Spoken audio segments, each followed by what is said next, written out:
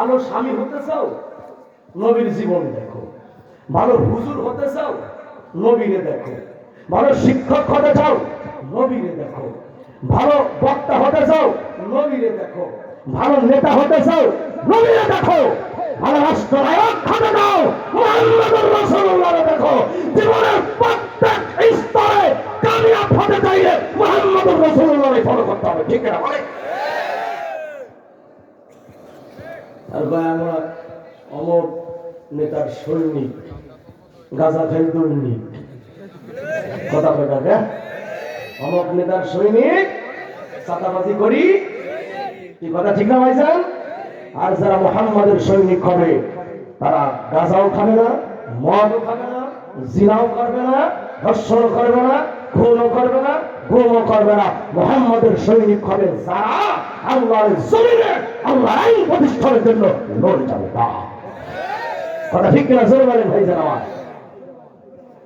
আল্লাহ তাআলা কোরআনুল কারীমের ভিতরে এক এক করে সব বিষয়গুলি বলে দিয়েছেন। তাকান এদিকে, আমার এদিকে তাকান। অনুসারী কবে তোমরা দোষী, নেতা কয় তোরা দোষী। তাহলে কেউ কারো দোষ ঘাড়ে স্লোগান দেওয়ার সময় উঠতে না, আমার নেতা তোমার নেতা, আমার নেতার চরিত্র কুকুরের গুল চাইতে পবিত্র, স্লোগান দিতে লজ্জা করে না। কিসের নেতার চরিত্র ফুলের চেয়ে পবিত্র? আপনি জানেন ফুলের জন্ম হয়েছে কোন জায়গা থেকে? আপনি জানেন ফুলের জন্ম কোথায় হয়েছে? আপনারা জানেন ফুলের জন্ম কেমন হয়েছে? জানেন আপনারা? আমরা তো স্লোগান দেন না। ফুলের জন্ম হয়েছে মুহাম্মদুর রাসূলুল্লাহর ঘামের থেকে। সুবহানাল্লাহ কয় না? আমার নবীর ঘাম থেকে ফুল জন্ম নিয়েছে পৃথিবীর মাটিতে। আমার নবীর ঘামের আর্দ্রতার ছোঁয়া থেকে ফুলের জন্ম হয়েছে। আমার নেতার চরিত্র ফুলের চাইতে পবিত্র। এই স্লোগান কেবলমাত্র একমাত্র বিশ্বনবী মুহাম্মদুর রাসূলুল্লাহর চরিত্রের সামনেই বানায়। দুনিয়ার কোন বেনামাজি দাতাখোর মাটিখোর নেতার পিছনে বানায় না। জবান কন্ট্রোল করবেন, যাত্রার পিছনে স্লোগান দেবেন না। যেই স্লোগান আল্লাহ রাসূলের নাম নাই, শুরুতেও নাই, শেষেও নাই, এমন বাজে স্লোগান কোনো মুসলমান দিতে পারে না, ঠিক না? জোরে বলে। কয়েকটি আয়াত বলার আগে একখানা হাদিস তাহলে শুনে যান।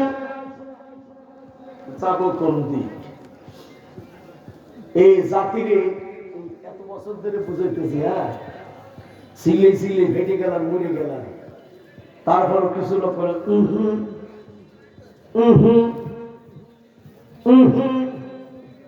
ও হুজুররা বলবে, হুজুরের কামই বলা, ওয়াজ করে ছেড়ে দিবেন, সকালবেলা শুরু করবে আল্লাহ রাসূলের নাম নাই, খান্ডিক হুজুররা এসে গীবত করে গেছে, রাজনীতি করে গেছে। এরকম বলা মানুষ আছে না নাই? বলা আছে না নাই? এই আয়াতগুলি মনে রাখেন, কিয়ামতের নেতাও ধরা হবে, কর্মীও। কথা ঠিক কিনা জোরে বলেন। আর যদি আপনি আল্লাহর মনোনীত নেতাদের পিছনে আপনি কাতার বাঁধতে পারেন, কোরআন বলে আল্লাহ নাতাউ কুল্লা উনাসিন বিইমামিহিম। কান দুটো খাড়া করেন ভাইয়ার। আল্লাহ বলেন হাসরের ময়দানে প্রত্যেক দলকে যখন আল্লাহ পাক ডাক দেব, তোমরা আসো, প্রতিটা দলের সঙ্গে থাকবে তাদের দলের নেতা। কথাকার এই আয়াতের তাফসীর আছে কিয়ামতের দিন ইমাম যাবে যেদিক, ইমাম মানে মসজিদের ইমাম না, এই নেতা মানে আইনা সমাজ প্রতিনিধি দ্বারা যারা রাষ্ট্র চালায়, দেশ চালায়, ওই নেতা কিয়ামতে যেদিক যাবে, কর্মীরাও নেতাদের পিছনে পিছনে যাবে। কার কথা বলেন? ওয়াকুনতুম আজওয়াজান সালাসা। আল্লাহ বলে টোটাল মানুষকে এক জায়গায় করার পরে আল্লাহ পাক তিন ভাগে ভাগ করব, তিনটা দল কিয়ামতের দিন বানায়া ফেলব। ফাসহাবুল মাইমানা ওয়া আসহাবুল মাশআমা। ও ভাইজান, একটা দল আর শাহিমের ডানে গিয়ে দাঁড়াবে, আর একটা দল বামে গিয়ে দাঁড়াবে, আর একটা দল আস-সাবিকুন আস-সাবিকুন উলাইকা মুকাররব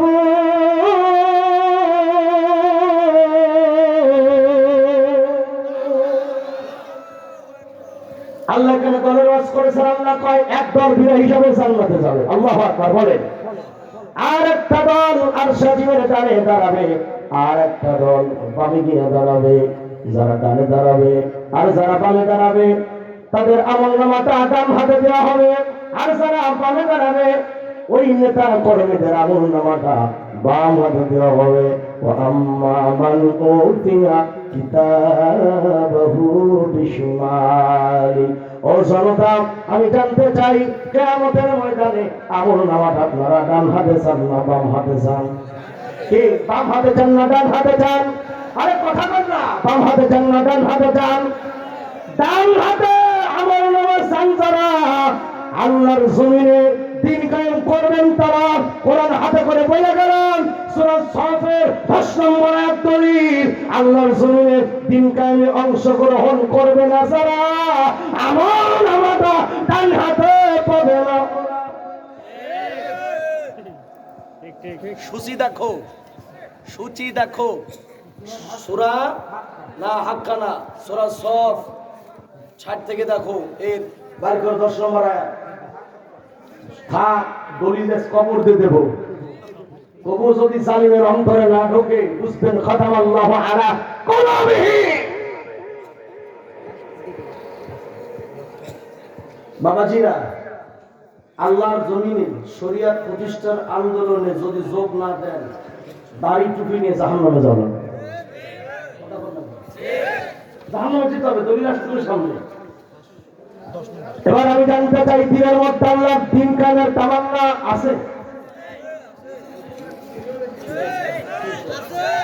এই ঘুমায় গেছে কারা কারা রে? আছে, জাগ্রত আছে ভিতরে, দিনের ভিতর জাগ্রত হয়। শোনেন, যদি আল্লাহর জমিনে শরিয়াত কায়েম হয় সর্বপ্রথমে আল্লাহর জমিনে ন্যায় বিচার প্রতিষ্ঠা হবে ইনশাআল্লাহ বলেন। আচ্ছা, ও বিগত দিনে সত্য কথা বলেন, যদি বাংলাদেশে ন্যায় বিচার থাকতো আমাদের কোরআন পাখিটাকে রাজাকার হতো? কথা বল না কে ভাই জানেরা? যদি বাংলাদেশে ন্যায় বিচার থাকতো সাইদি সাহেবকে রাজাকার হতো? কসম আল্লাহ, যদি ন্যায় বিচার থাকতো রাজাকার সাইদি হতো না, হাসিনার বিয়ে হইতো। ফরিদপুর আমার জেলাতে বাড়ি, আমি জানি ও পাক্কা রাজাকার ছিল। যদি দেশে ন্যায় বিচার হতো হাসানুল হক ইনু এই রাজাকার থাকতো চলে, তুফাইল আহমদ রাজাকার থাকতো চলে। কোরআনের বিচার না থাকার কারণে, কোরআনের হক কথা বলার কারণে আল্লাহ সাইদিকে রাজাকার বলে ওরা জেলে ভরেছে। আল্লাহ তাই কোরআনের পাখিরে তুলে রাজাকার বলেছিস, আমি আল্লাহ প্রত্যেকটা বাঙালিকে রাজাকার বানাইয়া ছাড়বো।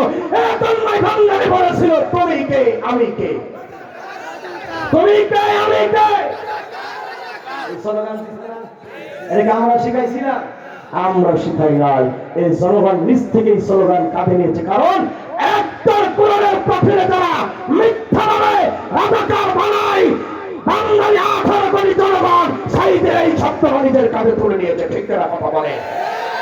আল্লাহ পাক যেন কোরআনের পাখিটারে জান্নাতের উঁচু উঁচু উঁচু মাকাম দান করে। আরে সরে বলেন আমি। আয়াত আছে, ওই আয়াত কই?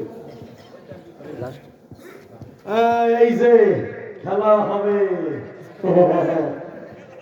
হজ করে দাড়ি টুপি নিয়ে জুম্মা পরে তুমি যাবা জান্নাতে।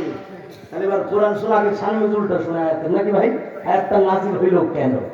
কান খাড়া করেন যারা এসে বলেন না যে আমরা কি যাকাত দেইনি, আমরা কি মসজিদ মন্দির বানাইনি, এরকম যারা সেদ্রে বলে না, এই সাহেবেরা শোনেন আয়াতটা নাজিল হলো কেন? এক লোক নবীজির কাছে আসছে, খেয়াল করেন। লোকটা খুব চিন্তিত। নবীজি বলছে কি ব্যাপার, আমার কাছে আসলে তো কেউ চিন্তিত হয় না, তুমি চিন্তা করতেছো কিসে? হুজুর আমি আর দেশে বাড়ি ঘরে থাকবো না। কোথায় যাবা?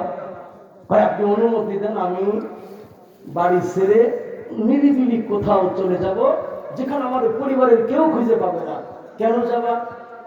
হুজুর আমি ইবাদত করে আল্লাহর জান্নাতে যেতে চাই, আমার জন্য ডিস্টার্ব না করে, আমি নিরিবিলি ইবাদত করবো, ছেলে মেয়ে সংসার আর কেউ জ্বালাবে না। রাসূল বললেন লা রাহবানিয়াতা ফিল ইসলাম, ইসলামের মধ্যে বৈরাগ্যবাদ নাই, চুলে জপা ফেলাই দিবা, গোসল করবা না, অজু করবা না, দাঁতে মহিলা